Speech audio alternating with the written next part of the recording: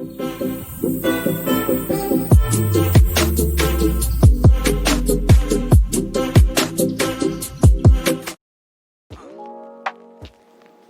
subscribe to the channel if you haven't already and hit the bell icon to never miss an update.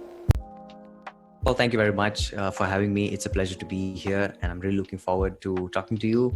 And for everybody, those who are listening to this, and you might obviously not, know much about me. And I would like to introduce. I am Blesson Varghese. I'm from India, and I am a visual identity designer. I've been doing full-time freelance for the past 3 years or so.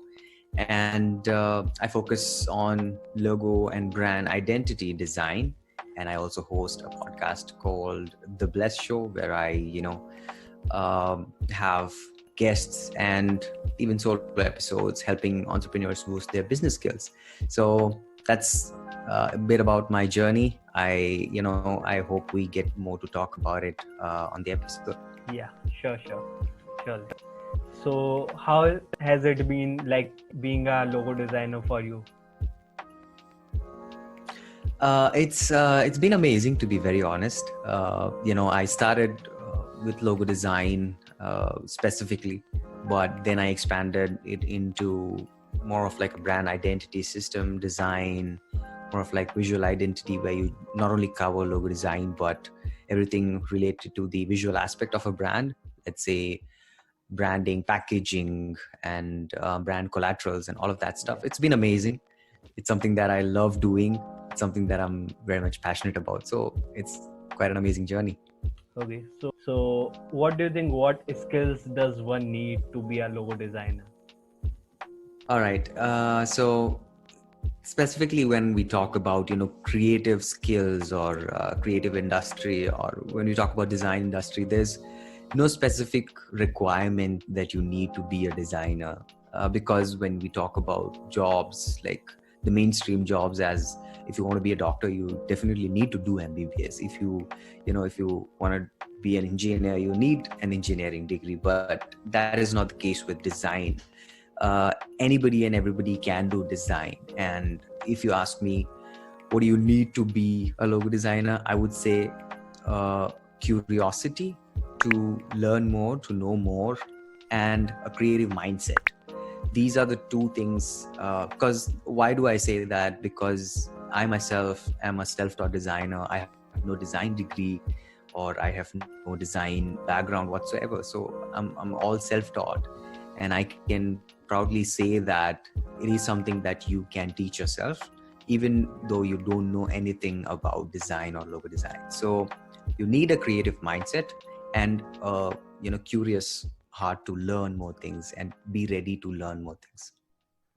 So how did you start your journey as a logo designer? All right, let me take you back a little bit when I started out. When I started out in 2017, just a short story. I know I have shared this a lot of the times with my community members on Instagram, but because this is a new platform, I would like to share my story as well. So, I have a degree in business administration, bachelor's in business administration. So that's BBA in India. And I was pursuing that. Before that, by the way, I wanted to be a doctor, because that's what most, Indians aspire to be, either a doctor or engineer or a government job, stuff like that. So following that same mindset, I wanted to be a doctor for some weird reason. Not like I enjoyed being a doctor or something.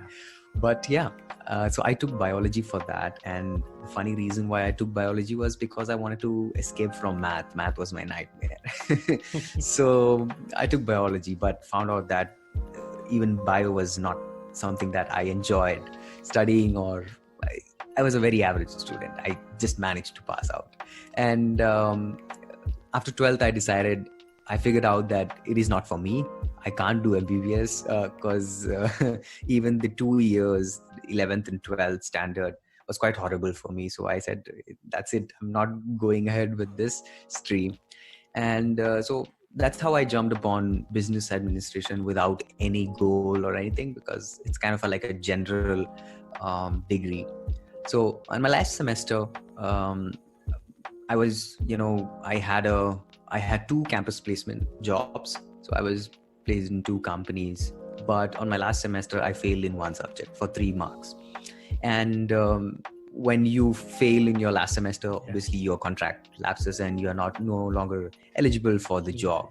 So I was at my home waiting for the next round of exams. You have to wait like 6 months for the next round of exams. I was at my home. So I was always intrigued by design itself. I used to design posters or business cards for friends. That's how we start, right? Designers doing things for here and there for your friends and families. But I thought, why not use the time that I have a little bit more productively? And that's when I started my Instagram page called Escalating to randomly post my stuff. Like no idea whatsoever, no goal or nothing, no strategy, just randomly posting stuff. And few weeks in, I started getting good traction, and I was getting good engagement, and people were liking the work that I did. And a few months in, I started getting client inquiries as well from Instagram. So I was like, that's interesting, because this is something that I had no idea about. And I learned more about it and figured out that there are a lot of people those are doing this as a full-time job. And I was like, I love doing this, so why not try my hands on it? So I pursued it full time. I decided that I would be doing this full time, and yeah, it's been the journey. Okay.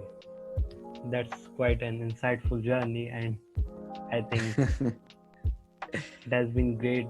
From where have you come? Yep. So what do you think? It has been amazing. Yeah.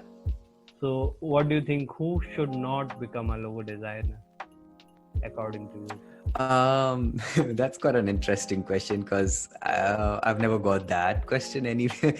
Who should not be a logo designer? If you are in here for the money aspect, if you think that you can earn a lot of money designing logos, just because you see somebody mentioning that they charge like hefty amount of money for a logo design, and you think that's nice, you can earn that much amount of money by just designing a logo.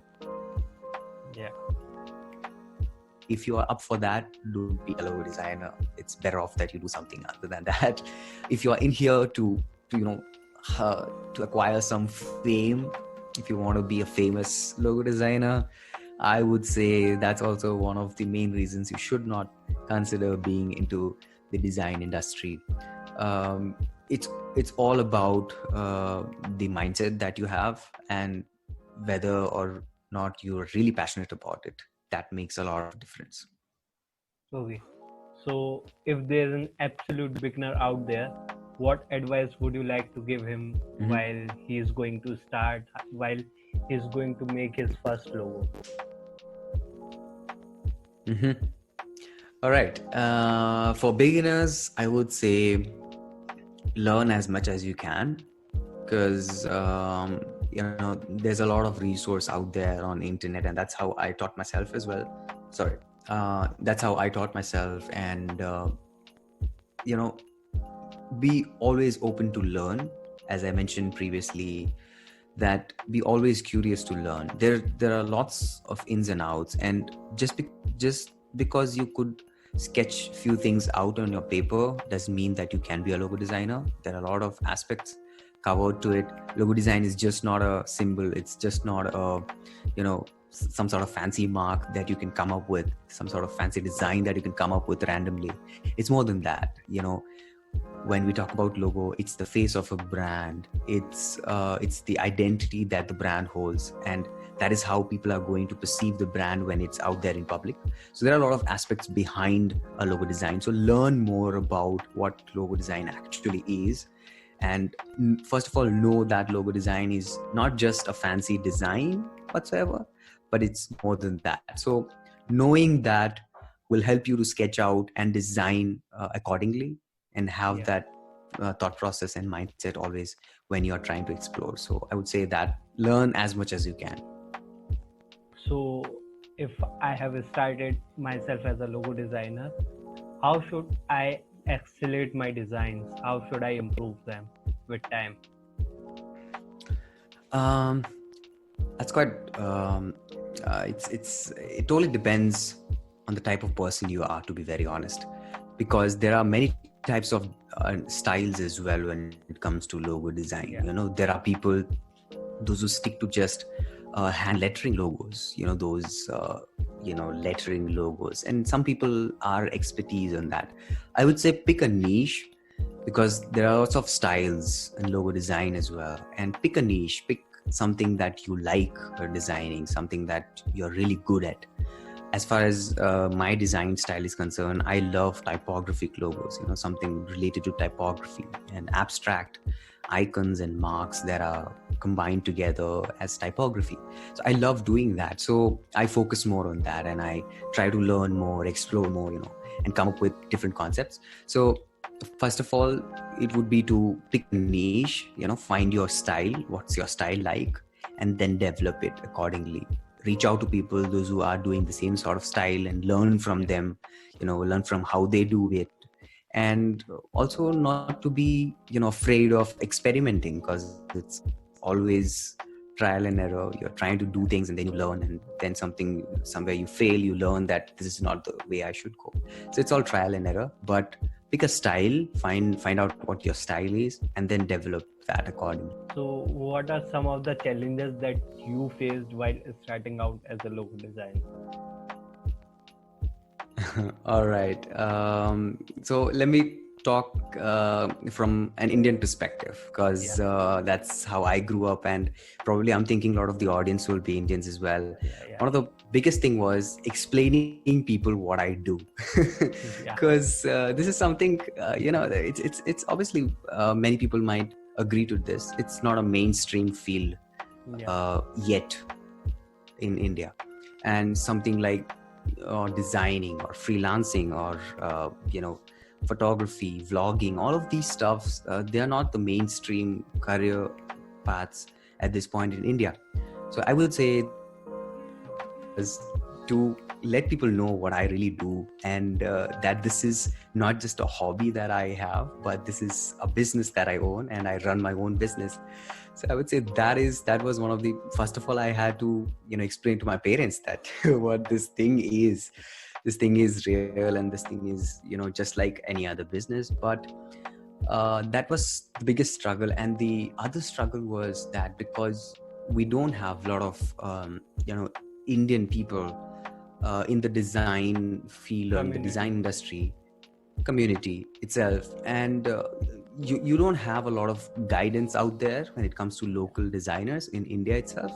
You don't have that sort of influence. So that was quite hard, because somebody sitting abroad can obviously give me advice, but somebody who is from your country can understand where you're coming from, and can understand your mindset. And because they are from the same culture, they will know the ins and outs and the struggles that you have. So that was also something that I found out was quite hard, and I'm trying to in a way fill the gap so that I can help a little bit the young designers that are coming out that might want to do good. So I would say these were the two major struggles. Obviously there are lots, but I don't want to bore the audience with all of that.